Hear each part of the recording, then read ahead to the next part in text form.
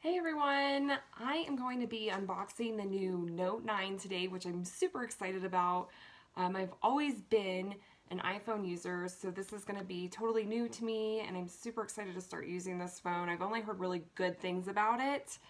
So let's open the box. Nice little cover. Here, it opens on the side, which is a little bit different than what I'm used to. Looks like there's kind of like maybe an instruction guide. I'll take a look at that later. And here's the phone. The screen size is ridiculous. I don't think I've ever used a screen this big unless it's a tablet. So this might be kind of interesting. So there's the screen. You can see my reflection. And then a really cool color. I've never really seen this before on a phone, but it's like a pink with some purple.